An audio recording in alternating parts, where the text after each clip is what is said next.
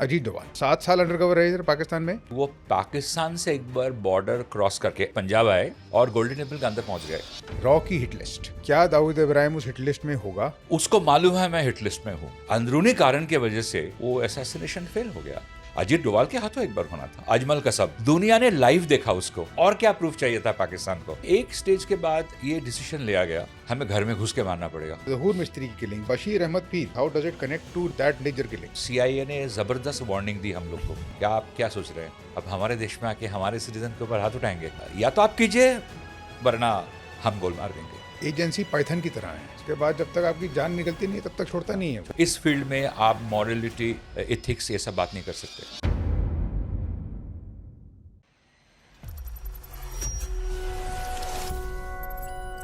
Sir, welcome to the show. Thank you, my pleasure. And also thank you for writing this book, which admittedly I have not read, but it is all the rave everywhere I see. और आपने ये book लिखी है sir, बड़ा bold book है ये, और आपने उसको फिक्शन में लिखा है।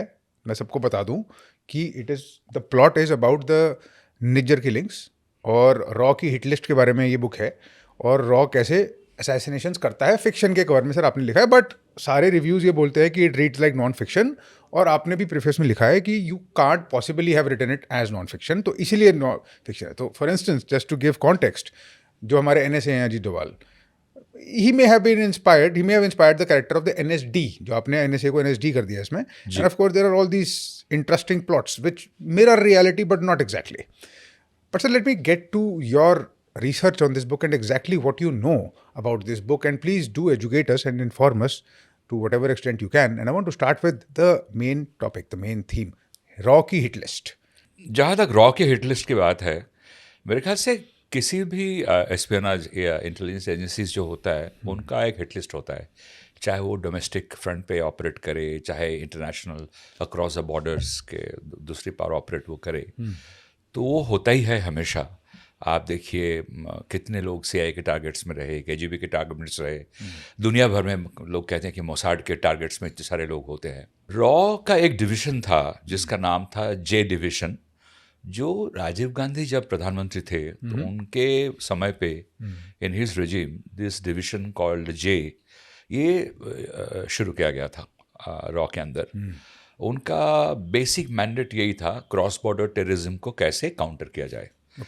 अब क्रॉस बॉर्डर टेररिज्म में लोग आते थे, यहाँ कांड करके चले जाते थे, तो ऑब्वियसली आपको या तो आप बॉर्डर क्रॉस करके जाएं, या किसी को आपने वहाँ ऑलरेडी डेवलप किया होगा, आपका कोई सोर्स होगा किसी एसेट को, फिर उनको एक्टिवेट करना पड़ता है। तो just like any other espionage agency, intelligence organisations, raw का भी हिट लिस्ट हमेशा रहा है। Hit list in the sense that वो एग्जैक्टली हिट लिस्ट नहीं होता है। क्या होता है कि या तो टेररिस्ट उधर से यहाँ आके मार के चले गए, या यहाँ आके उन्होंने मारा, they must have committed some act of terrorism, और फिर उनको शेल्टर दे दिया गया पाकिस्तान में या किसी और देश में। दो तरीके से होता है ये। उसमें पहले हम लोग इंटेलिजेंस शेयर करते हैं उस देश के साथ कि आपके वहाँ से लोग आए और यहाँ आके बॉम्ब ब्लास्ट किया या कोई असैसिनेशन किया करके यहाँ से भाग गए।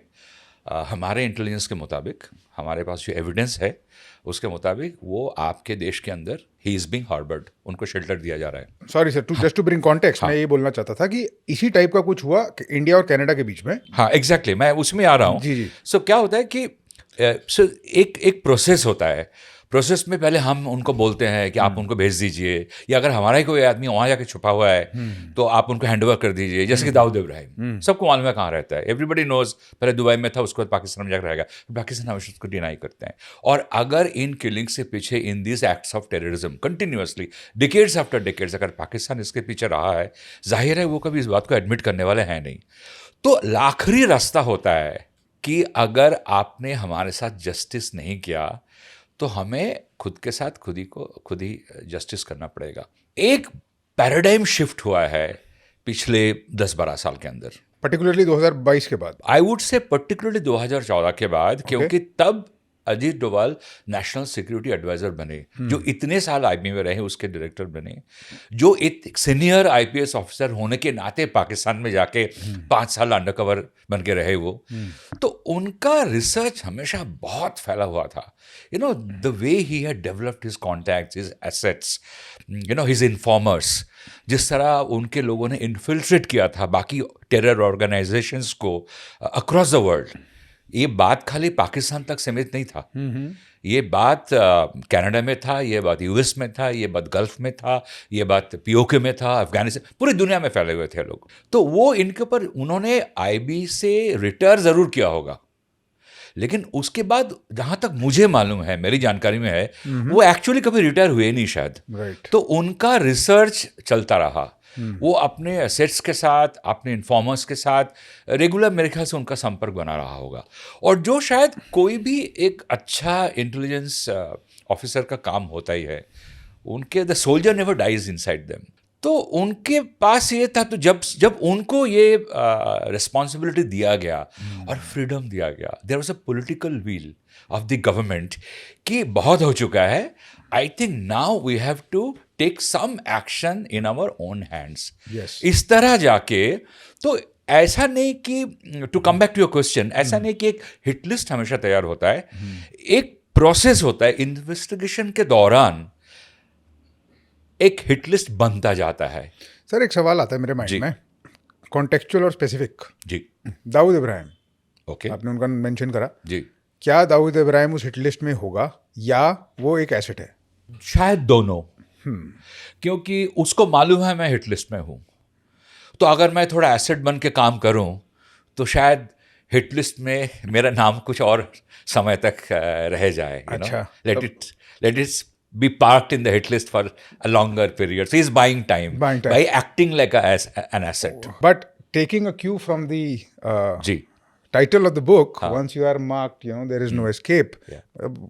अगर ऐसा है तो वो इतनी देर से escape कैसे कर रहा है? इसके देखिए, वो कैसे एस्केप नहीं करेगा. वो एक फोर्ट्रेस के अंदर पूरी आईएसआई और पाकिस्तान आर्मी के प्रोटेक्शन के अंदर रहता है. उसके घर के आसपास सब जगह ड्रोन हमेशा फ्लाई कर रहा होता है, मॉनिटर कर रहा होता है. तो इतना हेवी सिक्योरिटी जिसके पास होगा, पता नहीं कितने पाकिस्तानी मिनिस्टर के पास उतना बड़ा सिक्योरिटी होगा. तो वो पाकिस्तान के आर्मी के चार्टर्ड प्लेन में बैठ के दुबई जाता है, वहाँ से बैठ के वो मलेशिया गया, वापस आया. तो इतने प्रोटेक्शन के अंदर अगर कोई क्रिमिनल रह रहा होगा, वो चाहे कितना बड़ा वांटेड हो, यूनाइटेड नेशंस का हो या किसी और का भी हो, उस तक पहुंचना इतना आसान नहीं है. इसके पहले 2-3 ऑपरेशंस हुए हैं. अनफॉर्चुनेटली वो शायद हमारे अंदरूनी कारण की वजह से वो असैसिनेशन फेल हो गया दाऊद इब्राहिम का. अजीत डोभाल के हाथों एक बार होना था. सर क्या हम जान सकते हैं उसके बारे में?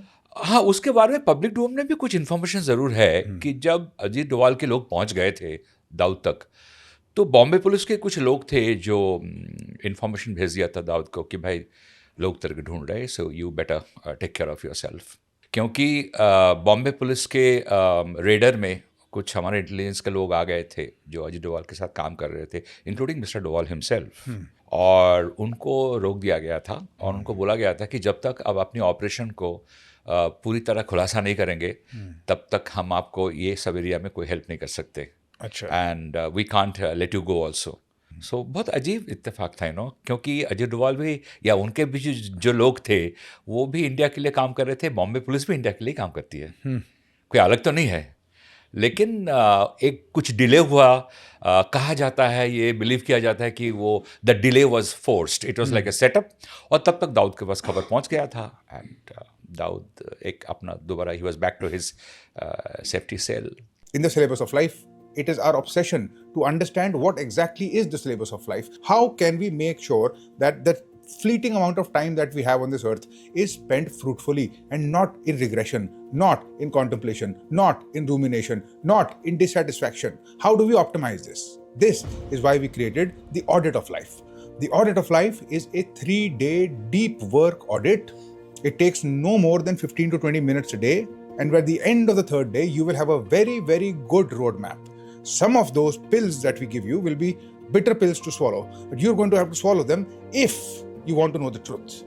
My advice is, do not take this, even though it is free, do not take this if you are too young, if you are a student, take this only after a certain age, take this only if you want a deep analysis of what is going on, take it only if you are willing to get a little bit uncomfortable, because the stuff that I will say in this audit and the exercises that we will do are not designed for comfort. So if you're willing to lean into the comfort, you want to uncover the real uncomfortable truth, then come into the audit of life. It is a gift from us to the community, to all Indians who are able to think at that level. I was speaking to the former commissioner of police Delhi, Mr. Neeraj Kumar, and वो एक ऐसे इंसान है जिन्होंने cricket बहुत explore करा है, और क्रिकेट में माफिया और corruption he has explored a lot, Absolutely. and he had death threats or sort of death threats from Dawood himself. Yes.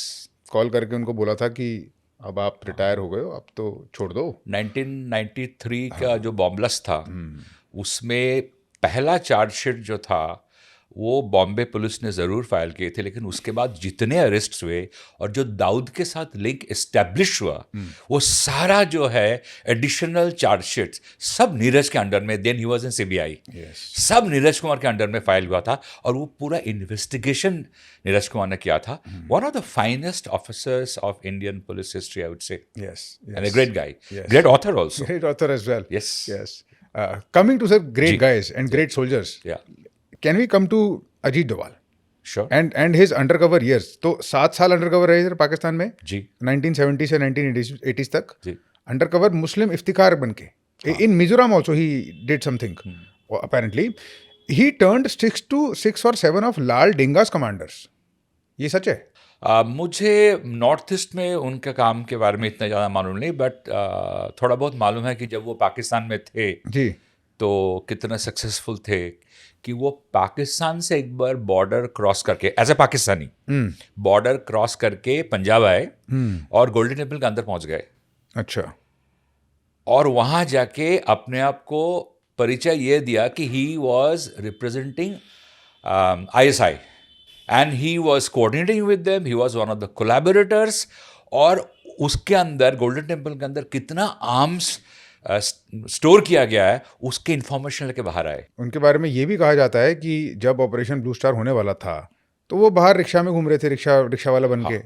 ये भी सच है क्या? बहुत कुछ, वो बहुत सब. तो उनके साथ मजेदार बात यही होता है कि वो इंडिया से एक दुश्मन मुल्क में चले जाते हैं, वहां से इंडिया वापस आते हैं दुश्मन मुल्क के सिटीजन बन के, और कभी अपने आप को ISI का कोई बोलते हैं, कभी कुछ और बोलते हैं, कभी बोलते हैं आई एम ए बेगर. वो आर्म्स मांगते रहते हैं, भीख मांगते रहते हैं.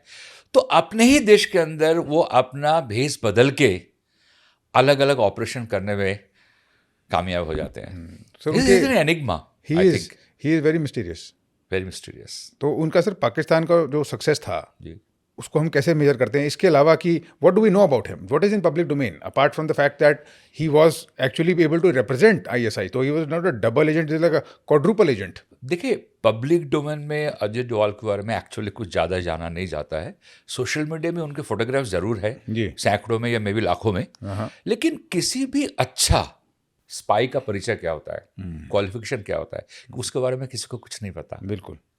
और मेरे ख्याल से ऐसे तो सुपुत बहुत है हिंदुस्तान के, but probably Doval is he has become a legend now. It's also because of the way he is active. He turned 82 days ago, I think 2 or 3 days ago. But look at his activities.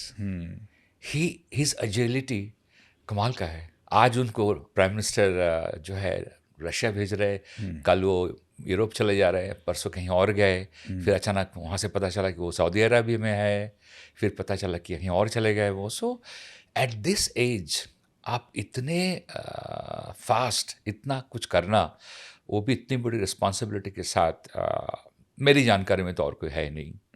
I think इसीलिए वो news में बहुत रहते हैं, you know. But अच्छा है कि लोगों को उनके बारे में सच क्या है ये पता नहीं चलता है, और चलना भी नहीं चाहिए. इंटरेस्टिंग. आपने सर बोला कि ऐसे कुछ सपूत हैं, उनमें से एक है रविंद्र कौशिक. ओह एब्सोल्युटली. उनके बारे में सर क्या जान सकते हैं? रविंद्र कौशिक से अच्छा स्टोरी शायद किसी के बारे में अभी तक हमने सुना नहीं होगा, क्योंकि ज़्यादा जानते नहीं. जितना जानते हैं तो बहुत सारे अच्छे अच्छे स्टोरीज है. लेकिन एक लड़का जो कुछ 20 साल का था, कॉलेज में पढ़ता था, उसका एक्टर बनना था लाइफ में.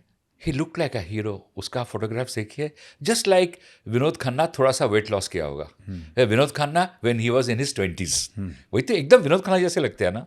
तो वो श्री गंगानगर में कोई प्ले कर रहे थे, उसके बाद वो लखनऊ में जाके प्ले कर रहे थे। एक पर्टिकुलर कोई रॉ का ऑफिसर था जो उनको फॉलो कर रहा था, कहीं से शायद उनको कुछ मालूम पड़ा हुआ इस लड़के के बारे में।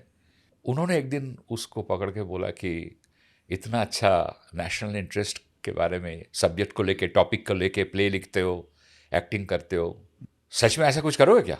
क्योंकि किसी एक प्ले में ऐसा कुछ था कि जिससे लग रहा था कि as if you know, He's patriotic. हाँ, कि he so patriotic and you know his conscience. और वहाँ से उसका एक ट्रेनिंग शुरू होता है, उसका सिलेक्शन हो जाता है और उसको बोल दिया जाता है कि अब तुमको हम बॉर्डर पार करके पाकिस्तान में छोड़ देंगे और तुम्हारा काम होगा जाके पाकिस्तानी बन जाना। तो उसके पहले वो कन्वर्ट होता है। वो इंडिया में रहते रहते ही बिकम्स अ मुस्लिम, इंक्लूडिंग उसका सुन्नत तक किया जाता है। फिर वो पाकिस्तान जाता है। पाकिस्तान में जाके एक फैमिली से उसका परिचय होता है। उसके पहले वो कॉलेज में लॉ पढ़ता है, वहाँ भी प्ले करता है, लोगों में अपनी पॉपुलैरिटी को इस्टेब्लिश करता है। वहाँ पे ऐसे लड़कों से मिलता है जिनके पेरेंट्स आर्मी में होते हैं, यू नो, ताऊ जी, चाचा जी, पिताजी, they are in Pakistani army. उनके जरिए वो पाकिस्तान आर्मी के बारे में खबर लेता है और फिर he qualifies to join the Pakistan army.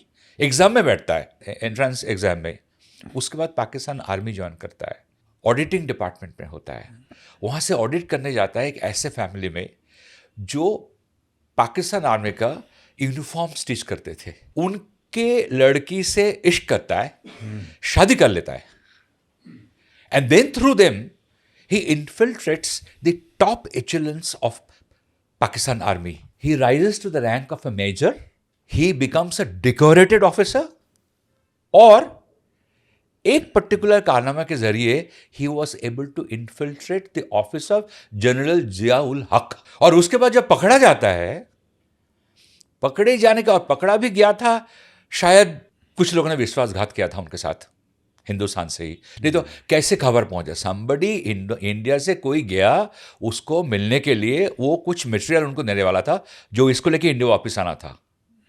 वो आदमी पकड़ा गया आईएसआई के हाथों। तुम यहाँ क्या कर रहे थे? मैं किसी को मिलने के लिए आया था। किसको मिलने के लिए आए थे? उसके पास एक फोटोग्राफ था रविंद्र कौशिक का। ये थोड़ा स्पाई ऑपरेशन नहीं लगता है। स्पाई ऑपरेशन फोटोग्राफ लेकिन नहीं होता है, वो पिक्चरों में होता होगा। स्पाई ऑपरेशन का अगर कोई पिक्चर होगा तो वो यहाँ पे होता है, वो मेमोराइज किया जाता है। तो उसके बोला जाता है कि कहाँ पे मिलेगा वो, और उसके ज़रिए जाके रविंद्र कौशिक को पकड़ लेते हैं। रविंद्र कौशिक सब कुछ एडमिट करते हैं, बोलता है बस यहीं तक, हमने हमारा काम कर लिया, आपने अपना काम किया, लेकिन मैं बोलने वाला कुछ नहीं हो। If you think I am going to sing, I am sorry, you are mistaken.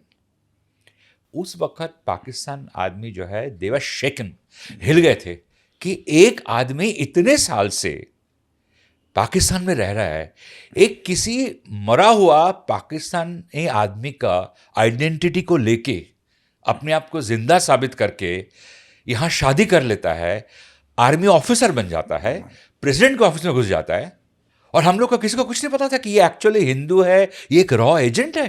तो उन्होंने बोला था कि इसको कोर्ट मार्शल मत करो, इसको फांसी की सजा मत दो, इसको जिंदा रखो, इसको टॉर्चर करेंगे इतना ना, सालों बाद तक इसको याद रहेगा। So they could have easily hanged him to death, they didn't. They kept shifting him from prison to prison, यहाँ से वहाँ, वहाँ से वहाँ, और उसको टॉर्चर करता रहा। जिन लोगों ने उसका फोटोग्राफ्स देखा है वो दंग रह जाते हैं वो फोटोग्राफ्स देख के कि ये वही रविंद्र कौशिक है जिसकी प्ले की फोटोग्राफ्स हमने देखा। Such a handsome young boy who looks like probably a dead man। तो ऐसे स्टोरीज तो बहुत कम। हमारे बहुत सारे एसेट्स, बहुत सारे स्पाई पाकिस्तान में गए, पकड़े गए, जेल में रहे।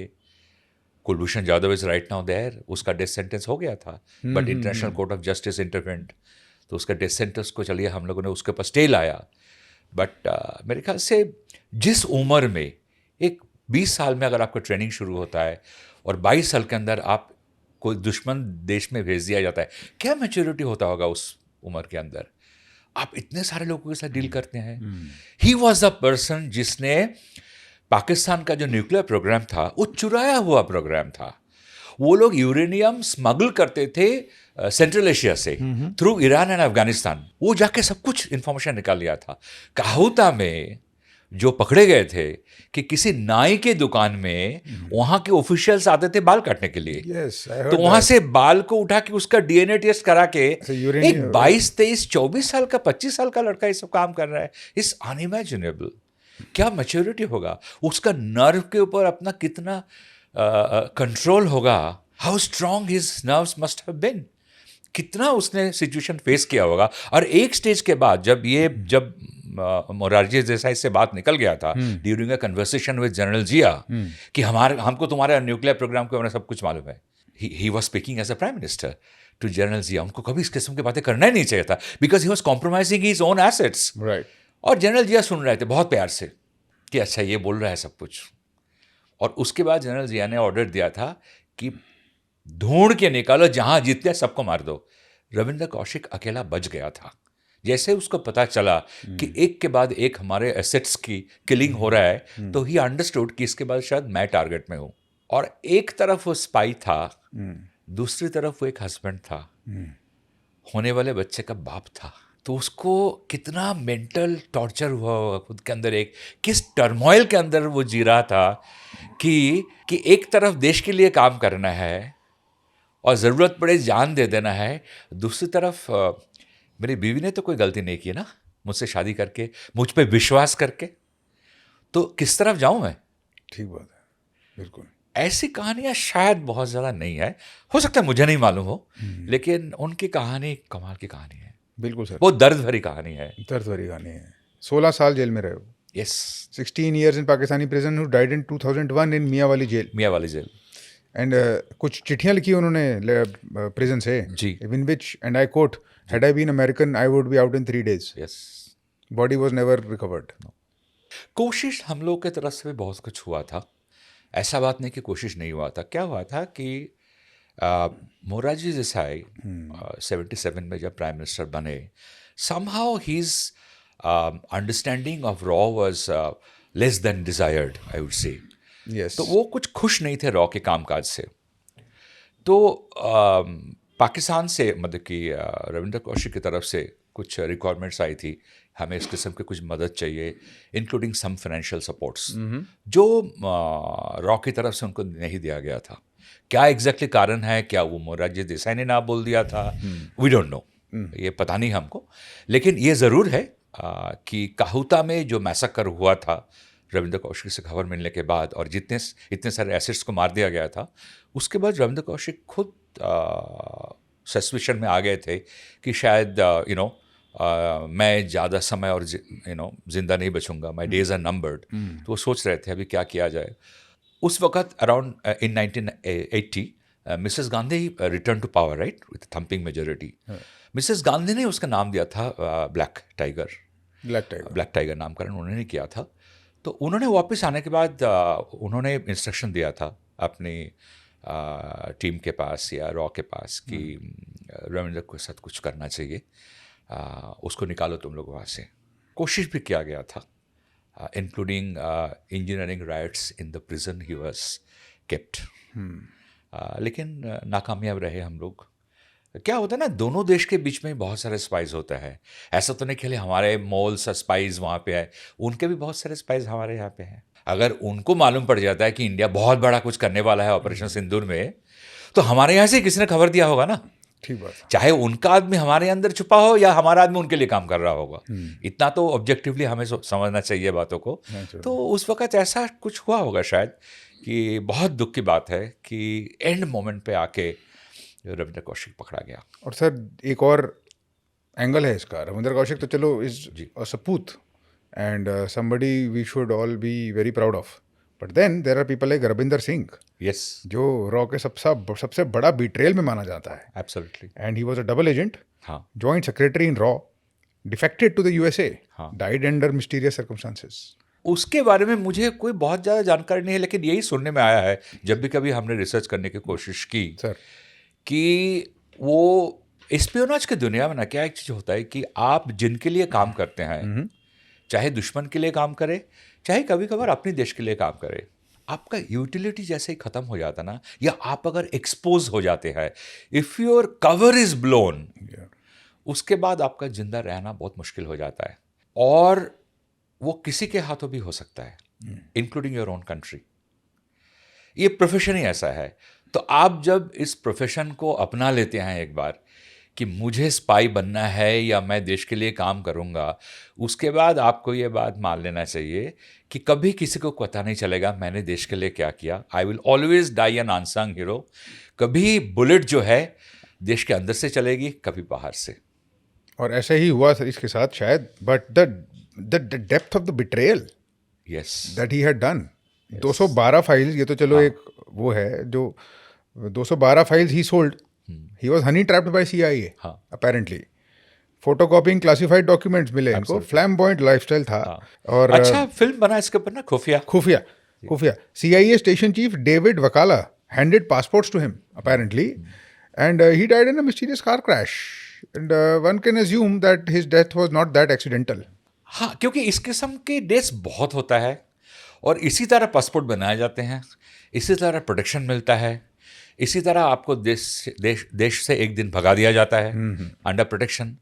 और जब आप एक बार उनके कंट्रोल के अंदर चले गए तो आपका यूटिलिटी खत्म ना, क्योंकि अगर आप देश के अंदर पकड़े जाते तो आपने किसके लिए क्या क्या काम किया ये सब आपको रिवील करना पड़ता, जो उनके इंटरेस्ट में तो होता नहीं। राइट सर, एक सवाल उठता ये है कि अगर कोई रॉ को या कोई आईएसआई को या किसी को भी डबल क्रॉस करता है या एक डबल एजेंट बनता है, तो it could be because of greed, it could be because of blackmail.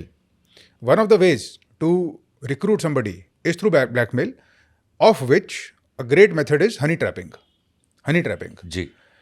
मेरी सर एआई की रिसर्च, एडमिटेडली एआई की रिसर्च बोलती है कि आईएसआई की डिजिटल हनी ट्रैप नेटवर्क काफ़ी अच्छी है और स्ट्रॉन्ग है। ISI unit 412 apparently specialised honey trap unit under a brigadier है। इसमें 7,000 इंडियन सीक्रेट्स ऑलरेडी लीक हो चुके हैं हनी ट्रैप की वजह से। ये ज़ारा दासगुप्ता, पूजा मेहरा, नेहा शर्मा नाम की फेक आइडेंटिटीज़ बनाते हैं, और इनका एक बहुत interesting fake high profile victim has been Pradeep Kurulkar, who was a DRDO director, Nishant, and so this man Pradeep Kurulkar leaked BrahMos, he leaked Agni Astra missile details. Nishant Agrawal, a BrahMos engineer who was arrested in 2018, also leaked technical data. Group Captain Arun Marwa, arrested in 2018, trained special operations. And then another 11 Indian Navy personnel were arrested in 2020 in a mass honey trap case. ये तो sir वो है जो सामने आ गया है, और intelligence we know, and आप भी इस बुक में लिखते हैं, it is known by it's failures. तो ये कहीं ना कहीं उनका फेलियर। हनी ट्रैपिंग एक्चुअली सबसे पुराना मेथड है। हनी ट्रैपिंग शायद काम करता है, ज़्यादा काम करता है, पैसे से भी ज़्यादा पावरफुल है। और आप देख लीजिए ना, आई मीन सबसे लेजेंडरी स्टोरी आज तक है माता हरी का कहानी। माता हरी, यस। माता हरी, तो ये चलता आ रहा है। इट्स अ ह्यूमन वीकनेस, जहाँ पे मेन जो है दे सरेंडर। तो Honey trapping is one of the most common. और पाकिस्तान का नाम आ रहा है कि उन्होंने इतना सारा डिजिटल हनी ट्रैपिंग खोल रखा है। फेक सोशल मीडिया प्रोफाइल तैयार करते हैं जहाँ से आपको ट्रैप किया जाता है, आपको ल्योर किया जाता है। But this is happening all over the world. China के पास ऐसे हंड्रेड्स ऑफ थाउजेंड्स में प्रोफाइल्स होंगे जो काम करते हैं इसके ऊपर। और जहाँ तक मेरी जानकारी में है, कुछ नाम आपने इसमें से लिया इंक्लूडिंग डीआरडीओ, उसमें मिस्ट्री तो यह है कि क्या वो पाकिस्तान के लिए था या वो एक्चुअली चाइना के लिए था। क्या वो पाकिस्तानी एजेंसीज जो है वो चाइना के लिए काम कर रहे थे, वो they were fronting for China, beneficiary ultimately शायद चाइना था मोर देन पाकिस्तानी, क्योंकि आज पाकिस्तान टोटली चाइना के कंट्रोल में है। तो बहुत सारे चाइनीज़ का जो स्वोपिंग होता है हमारे पर, वो पाकिस्तान के जरिए होता है। और ये भी बहुत इंटरेस्टिंग बात है कि people don't even know the Chinese intelligence. Chinese intelligence is hardly ever spoken of. Absolutely. Their agency is called EMSS। And we know sir, जब हम बात कर रहे थे कि they more or less focus on cyber warfare, cyber espionage, and they are very proficient at this. Big time, because cyber के जरिए आज क्या हो रहा है इंटरनेट के ज़माने में ना, आप any device or anything that is connected to the net, cyber, आप उसको पेनिट्रेट कर सकते हैं, आप उसके अंदर घुस सकते हैं। ये कुछ समय पहले जो all India institute of medical science के जो डेटाज चोरी हुआ, वो उनका ओपीडी बंद हो गया था कुछ 5 दिन के लिए, सारा ऑपरेशन ठप हो गया था। वो क्या था? चाइना ये जानने की कोशिश कर रहे थे जो हमारे वीवीआईपीज हैं दिल्ली में, उनकी हेल्थ डेटा, उनकी हेल्थ प्रोफाइल जानना चाहते थे। बॉम्बे में कोविड के दौरान पूरी बॉम्बे और थाने में दिन के टाइम पे पावर ऑफ हो गया था। बॉम्बे में बहुत रेयरली पावर ऑफ होता है। जिस दिन बॉम्बे में पावर ऑफ होता है उस दिन अगले दिन न्यूज़पेपर में हेडलाइन हो जाता है। 8 घंटे के लिए बॉम्बे और थाने का पावर बंद था। अगर मैं बोलूँ कि आपको ये ऑपरेशन चाइना में 4 लड़के सिचुआन में बैठ के कर रहे थे लैपटॉप के जरिए, they were able to plant malware in our power grid system. It was an experiment. कितना सक्सेसफुल होता है? कोविड के दौरान वो चाहते थे हॉस्पिटल में पावर सप्लाई ना हो, नेचुरल डेथ्स हो। तो आज बॉर्डर के ऊपर खाली और लड़ाइयाँ लड़ी नहीं जा रही। आज आप कहीं बैठे हैं एक लैपटॉप लेके और आपका दुश्मन बैठा है आपसे, हो सकता है 10,000 मील दूर, और एक लैपटॉप के साथ आप दोनों एक दूसरे के साथ लड़ाई कर रहे हैं जिसमें सैकड़ों लोग मारे जा रहे हैं। मैंने सुना है कि उनके पास साइबर वॉरियर्स हैं हज़ारों में, बिल्कुल सही सुना है। और वो ये बैठ के करते हैं विद वेरी हाई प्रोफिशिएंसी, ये भी सुना, बट इसके अलावा कुछ नहीं सुना है sir. Is there anything else that we can know about them? Same thing, चाहे अगर आप हनी ट्रैपिंग की बात करें, अगर आप ब्राइबिंग की बात करें, दे आर एक्सीलेंट। इनफैक्ट आज के तारीख में दुनिया में जो पावरफुल एक एस्पियोनाज एजेंसी माना जाता है, आर्ग्यूएबली स्पीकिंग, शायद MSS is the most powerful, क्योंकि उनका जो नेटवर्क है वो इतना बड़ा है। कैसे होता है? जैसा मान लीजिए आपने एक डांसर भेज दिया, a ballet dancer who lives in New York and then marries an American bureaucrat और somebody very senior in the American government. Normal शादी है। हो सकता है that particular ballet dancer was sent to the country 10 years before even she came in contact with the targeted bureaucrat. इससे लेके चाहे वो ब्लैकमेलिंग हो, चाहे वो ब्राइबरी हो, बहुत कॉमन है। चाहे साइबर अटैक के जरिए फॉरेन मिशंस को अटैक करना। आज से 10 साल पहले 39 foreign missions of India were penetrated by Chinese MSS। 39। और आप वो ये जानना चाहते थे कि हमारी कहाँ कहाँ क्या क्या डिफेंस डील के बारे में क्या क्या बातचीत चल रहा है। एक दिल्ली में मजनू का टीला में एक लड़की आके रहती है, स्टूडेंट है, वो टिबेटियन बन कर रहती है। She is actually Chinese, she is not a Tibetan. और कुछ दिन बाद पता चलता है कि she had already befriended a person important enough who has access to the PMO and they became very good friends. क्योंकि किसी और एक केस के सिलसिले में उस पर्टिकुलर गवर्नमेंट ऑफ इंडिया के ऑफिशियल के ऊपर सर्वेलेंस था।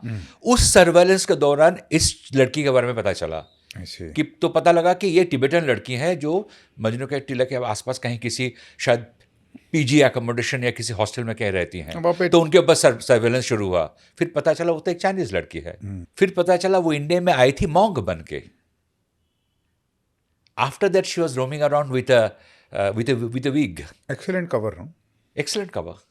तो क्योंकि इनका कवर भी चेंज करना पड़ता है बार बार करके।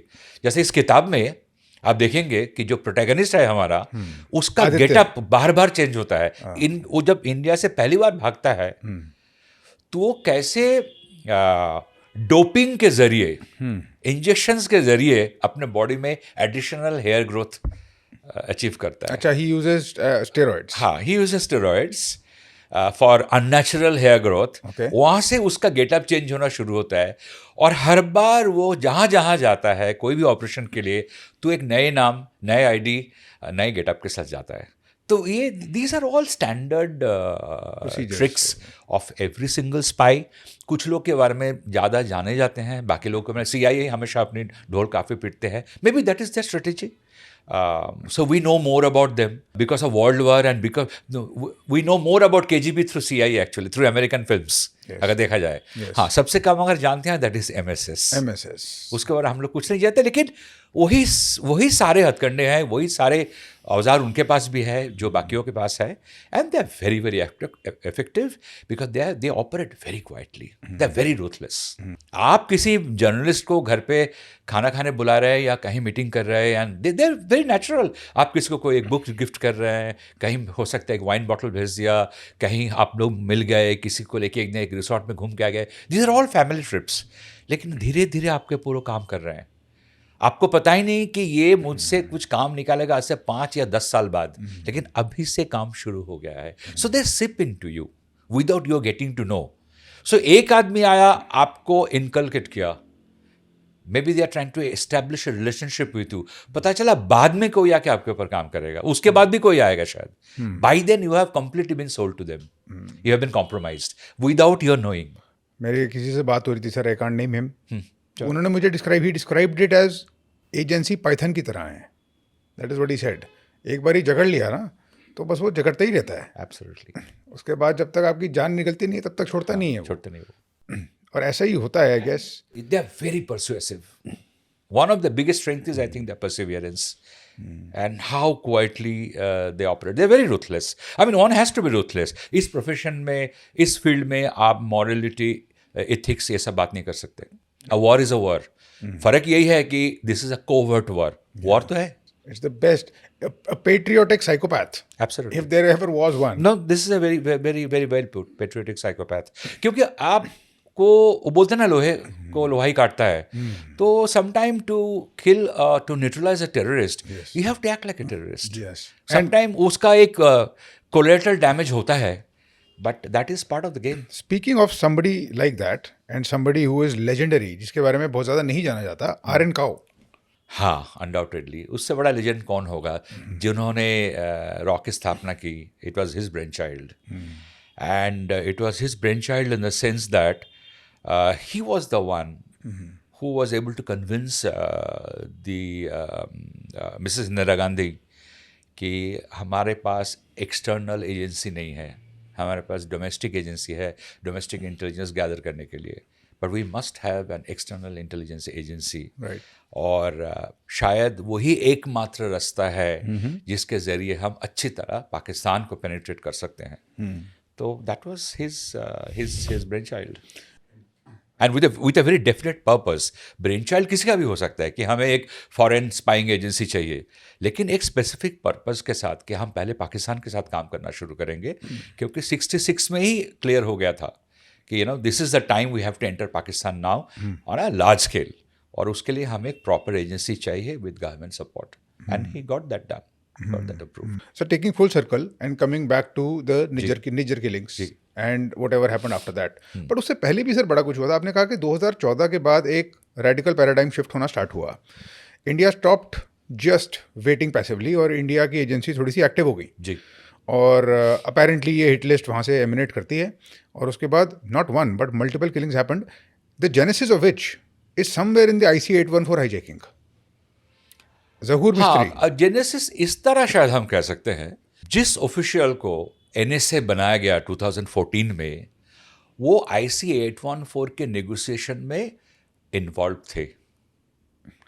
उनका तभी ज़हूर मिस्त्री खाली नहीं, बाकी सबसे भी बातचीत हुआ था।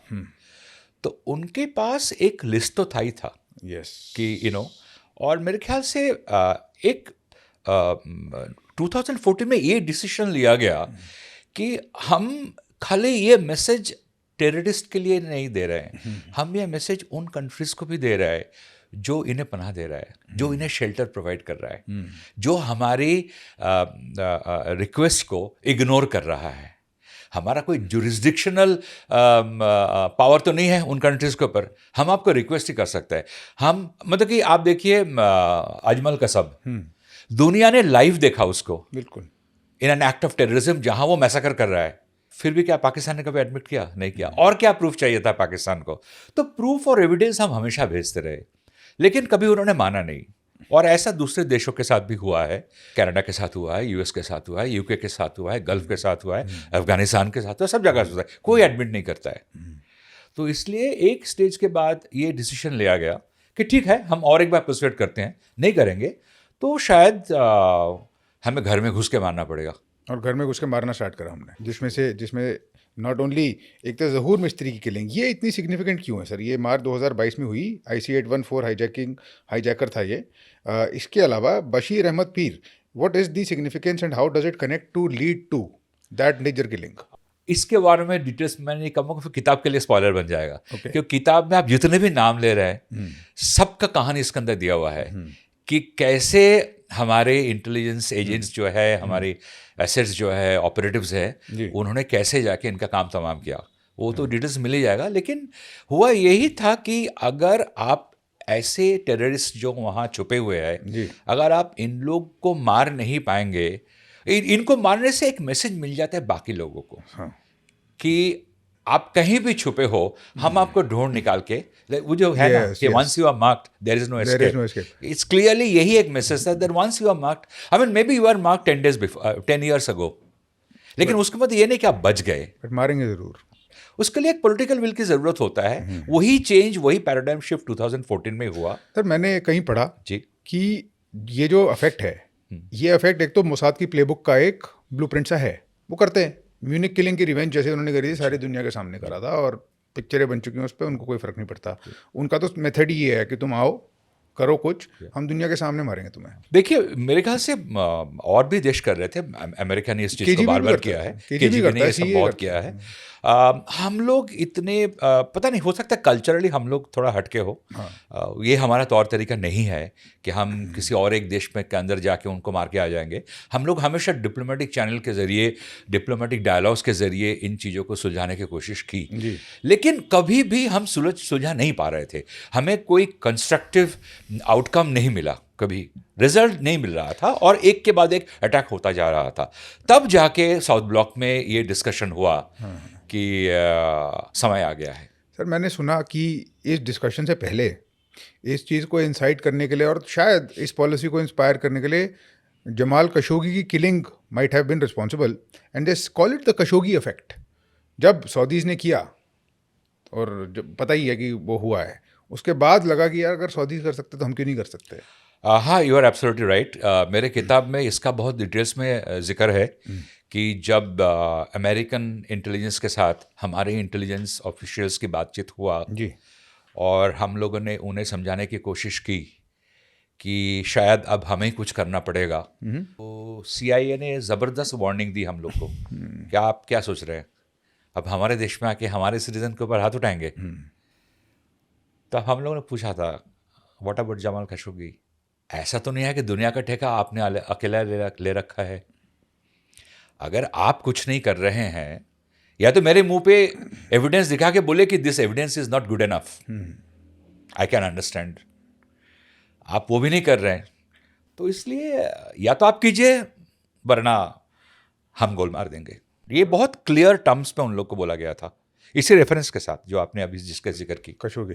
और उसके बाद वहाँ से तो चलो कनाडा से कोई रिस्पॉन्स नहीं आया, तो कनाडा में निज्जर का कर दिया। उसका थोड़ा सा, ताकि किताब के लिए स्पॉइलर ना बने, मैं आपको इतना सा बताता हूँ कि 2014 के बाद साउथ ब्लॉक से क्लियर मैसेज था कि जितने खालिस्तानीज ऑपरेट कर रहे वेस्टर्न सॉइल से, उनके साथ बातचीत शुरू की जाए, क्योंकि उन्हें मालूम था कि दोबारा पंजाब में प्रॉब्लम शुरू हो सकता है। इंटेलिजेंस ऑलरेडी हमारे पास था और उनके साथ डायलॉग शुरू की जाए। तो उसमें रिपू दमन सिंह मलिक एक मीडिएटर थे जो कनिष्का बॉम्बिंग में इन्वॉल्व थे एलिजेडली, बट उनको बरी कर दिया गया था कैनेडियन कोर्ट से। वो एज ए मीडिएटर काम कर रहे थे between new Delhi on one hand and the Sikh youths who were allegedly involved in Khalistani movements operating from Canada, US, UK, all these countries. तो उन्होंने उनको ये समझाने की कोशिश की कि आपके जो सो कॉल्ड खालिस्तानी लीडर्स हैं, they are nothing more than drug traffickers, smugglers, human traffickers, money launderers. वो आप लोगों की सेंटिमेंट के साथ खिलवाड़ कर रहे हैं, आप लोग का फायदा उठा रहे हैं, सिर्फ अपनी एम्पायर बनाने के लिए।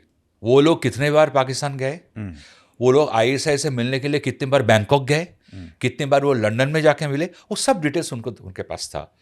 वो कैसे पाकिस्तान से ड्रग्स आता है, वो लैटिन अमेरिकन कंट्रीज के पास जाता है, वहाँ से अमेरिका घुसता है, उसमें से एक सर्टन जो सेल प्रोसीड्स है उसका कुछ हिस्सा खालिस्तान मूवमेंट्स के फंड किया जा रहा है, वो सब इंफॉर्मेशन था उनके पास। तो जैसे ही मलिक ने मीडिएट करना शुरू किया and he was successful in attracting a large part of the youth to understand that you are being misused, yes, तब जाके पन्नून, गुरपतवंत सिंह पन्नून न्यूयॉर्क से जो है, या निज्जर, इन लोग को लगा था कि ये, उन लोग ओपनली बोला ही था कि आप न्यू दिल्ली के दलाल मत बनो, you are not working in the interest of the Sikhs. और एक समय बाद आया जब मलिक का असैसिनेशन हो गया, दिन दहाड़े उसको मारा गया। मेरे ख्याल से उसके बाद थोड़ी सी, उसके बाद काफ़ी हलचल हुआ, और जो वेस्टर्न इंटेलिजेंस है उन्होंने निज्जर को या पन्नून को अलर्ट कर दिया था कि अब जो इंडियन इंटेलिजेंस का लेंस है वो आपके ऊपर आ जाएगा। और ऐसा हुआ। ऐसा हुआ मतलब कि उसके बाद लेंस एक्चुअली कुछ समय के लिए हटा दिया गया था। आप किताब में पढ़िए डिटेल्स में कि एक गैप के बाद फिर दोबारा कैसे एक के बाद एक अननोन गनमैन डेथ शुरू हुआ पाकिस्तान के अंदर। मेरा इंटरप्रिटेशन ये है कि शायद कुछ लोगों को वेस्टर्न सॉइल्स में गुमराह करने की कोशिश की गई। अचानक उनको लगा कि हम सेफ है, हमारे पर कोई किसी का नज़र नहीं है, nobody is breathing on our neck. क्योंकि सारा फोकस अटेंशन चला गया था पाकिस्तान में, अफगानिस्तान में, बाकी जगह। अचानक एक दिन निज्जर का जो है असैसिनेशन हो गया। और उसके बाद बट जो पन्नून के साथ होना चाहिए था, या एटलीस्ट जो, बट वो नहीं हो पाया, इट बैकफायर्ड। विकास यादव का नाम बहुत आया, और उसके बाद बहुत बारी न्यूज़ में, he was there in the news every day, which sounded like. आपके जो फॉलोअर्स हैं वो एक बार किताब को पढ़ेंगे ना, तो उनको ये बहुत सारे डिटेल्स मिलेगा। एक बहुत चौंकाने वाला डिटेल्स मिलेगा जो आज तक खबर का उसके 1% में कभी नहीं आया कि वो फेल क्यों और कैसे हुआ था। इंटरेस्टिंग, मैं इससे आगे नहीं बोल सकता। इंटरेस्टिंग ऐसे मतलब कि वो फेल क्योंकि एक ही दिन में दोनों का असैसिनेशन होना था एज पर इनिशियल प्लान्स। वो एक ही दिन में निज्जर का ऊपर अटैक होना था और एक ही दिन में पन्नून के ऊपर अटैक होने वाला था। क्या हुआ? एक ऐसा नहीं हुआ, एक हो गया, और दूसरा जो सेकंड अटैक हुआ वो फेल हो गया। आप किताब में देखिए क्या लिखा हुआ है। ऑफ कोर्स किताब जो है, it is a fictional version of what happened, it is a combination of multiple incidents, but what happens, what happened all over the world. Interesting Cliff hanger, absolutely. हाँ सर वहाँ से मैं एक बारी बांग्लादेश तक आना चाहता हूँ। जरूर। अब बांग्लादेश में जो हो रहा है, सबसे पहले तो जब बांग्लादेश बना था तो उसको बोला जाता है रॉ का क्राउनिंग जूल। बिल्कुल सही, वो कराया गया और उसमें बहुत हद तक हमारा हाथ रहा होगा। एकदम सही बात। अब जो हो रहा है उसको बहुत बुरी तरीके से उसका फेलियर माना जा रहा है। It appears that it is being undone. हाँ, क्योंकि अब 3 साल पहले किसी को नहीं मालूम था, कहीं कोई खबर नहीं था। अगर मैं ये भी मान लूं कि हमारे इंटेलिजेंस के पास, फॉर आर्गुमेंट से, फॉर डिस्कशन से, कि येस आवर इंटेलिजेंस रॉ के पास खबर था कि बांग्लादेश में क्या पनप रहा होगा, तो क्या एक्शन लिया हम लोगों ने? कुछ नहीं। अगर हम लोगों ने एक्शन नहीं लिया, अगर हमारे एमईए ने उनके साथ ठीक से डायलॉग नहीं किया, अगर हमारे डिप्लोमेट्स वहाँ एक्टिव नहीं रहे, इसका एक ही कारण हो सकता है कि हमारे पास कोई ग्राउंड रियलिटी क्या है उसका कोई आइडिया हमारे पास नहीं था, हमें नहीं मालूम था।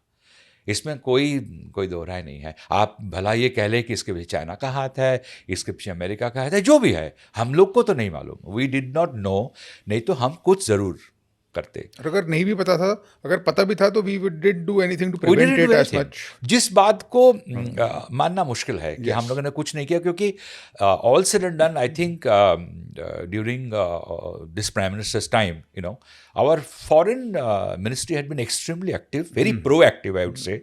और हम लोगों ने almost with every single country हम लोगों ने बहुत सारे बोल्ड डिसीजंस लिए, बहुत प्रोएक्टिव होकर डिसीजन लिए, बहुत कुछ हमने इनिशिएट किया। उस सिनेरियो के अंदर हमने बांग्लादेश में जाके कुछ नहीं किया, ये मानना थोड़ा मुश्किल लगता है मेरे को। क्योंकि कितने सारे जिहादिस्ट थे जिनको इन एक्ट्स ऑफ टेररिज्म, जिन लोगों का जेल हुआ था, उन सब लोग को जेल से एक के बाद एक छोड़ा जा रहा था। शेख हसीना के दौरान बहुत सारे कोर्ट्स के अंदर ऐसे डिसीजन लिए जा रहे थे जिसके बारे में बांग्लादेश गवर्नमेंट सीनियर लेवल पे नहीं मालूम था। तो इसका मतलब प्रिपरेशन शुरू हो चुका था, चाहे उसमें किसी फॉरेन कंट्री के हैंड हो, फॉरेन कंट्री का हैंड तो था ही था, आफ्टर ऑल इस किस्म के मूवमेंट्स को फंडिंग कहाँ से मिलता है। तो उस तरह का अगर आप उस एंगल से देखें तो बहुत ही आश्चर्य की बात यह है कि हम लोगों ने कुछ किया नहीं। We didn't do anything to preempt what was brewing in Bangladesh. और उसको ब्रू करने में टाइम लगा होगा, बिकॉज पूरी बिल्कुल। की पूरी जो आवाम है वहाँ पे एब्सोल्युटली। पूरा उसको एंटी इंडिया बना देना टू दैट एक्सटेंट। देखिए, बांग्लादेश कभी भी प्रो इंडिया की बातें नहीं कर रहा हूँ, बांग्लादेश तो हमारे साथ न्यूट्रल भी नहीं थे अगर देखा जाए। मैं आज से डिकेड्स पहले बांग्लादेश में ढाका में एशिया कप मैच हो रहा है between India and Pakistan, and I have witnessed majority of Bangladesh और the spectators present in the stadium वो पाकिस्तान को सपोर्ट कर रहे थे। अगर उनके पास रिलीजन पहले और देश बाद में है तो there was no logic behind Bangladesh is really going hand in hand with India. उनको जहाँ तक हमसे कुछ ज़रूरत था उन्होंने हमसे वो मांगा, हमने उनको दिया। India tried to have good relationship with our neighbors, वो सब ठीक है, लेकिन there had been many instances whereby we can say जितने भी ब्लॉगर्स थे जो माइनॉरिटी को बिलोंग करते थे बांग्लादेश में, अगर उन्होंने कभी भी जिहादिस्ट के खिलाफ कोई आवाज़ उठाया तो उनको पब्लिक में ब्रॉड डिलेट में उन लोग को काट काट के मारा गया। जो इंसिडेंट्स हुआ वहाँ के एक कैफ़े में which is a very posh area of Dhaka, वहाँ पे जो टेररिस्ट थे, I don't know if you can call them because they were not groomed as a terrorist. They all came from very wealthy, educated families. वहाँ जो कुछ भी हुआ, it only goes to show that कि jihadist के जो activism है वो कब से ड्रू हो रहा था बांग्लादेश के अंदर। वो कोई 2, 3 या 5 साल की बात नहीं है, ये कम से कम पिछले 10-20 साल से हो रहा था।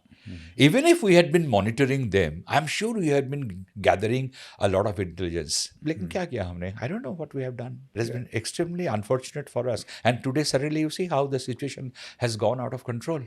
Something similar happened in Nepal. वहाँ पर भी out of control type ही है। Yes, absolutely. Out of control. Sri Lanka was going out of control. Yes. Maldives was going out of going control. But Now मुश्किल- suddenly the situation with Sri Lanka and Maldives are different. It's also because we are giving them so much of financial aids. That is the, but we are having to pay for some sort of failures, it seems. Absolutely, absolutely. क्योंकि China has been so active, because China का सारा plan ही यही है कि India को आप चारों तरफ से घेर लो through all this countries. Now China का one of the biggest strength to get this countries under its fold will be giving them financial loans, जो श्रीलंका के साथ हुआ। राजापक्सा का फैमिली को अगर लोन दिया गया, बहुत सारा पैसा फैमिली के अंदर चला गया और वो पैसे लेके एक दिन देश छोड़ के भाग गए। तो there is no other way for India to counter that. So if you see there has been a lot of financial aids going from India to Sri Lanka to Maldives. But तब तक बांग्लादेश हाथ से निकल चुका था। Sir इस conversation को और बढ़ाएंगे आगे। Sure. और आपके साथ My एक नहीं pleasure. बहुत सारे पार्ट्स करने पड़ेंगे, Sure, because it's definitely. Also interesting. Thank you. अभी I तो hope- मैंने आपसे ये नहीं पूछा कि how do you speculate all of this is happening in Bangladesh and Nepal, and of course that would have brought us to the current paradigm, and we have not yet even spoken about the future मैं खुद उसके ऊपर कुछ काम कर रहा हूँ, so I would be able to give you in my next trip some interesting dope कि एक to do with Bangladesh. हाँ, और and then also about the Pamela Bordes case, हाँ. That is an episode waiting to be created Sure. whenever you hear Actually, next. Pamela Woodis को हुआ बहुत नहीं मजा था। आएगा, हाँ. and I am looking forward to it. Sure. Thank you so much, sir. My pleasure. Thank you. Thank you so much. Thank you.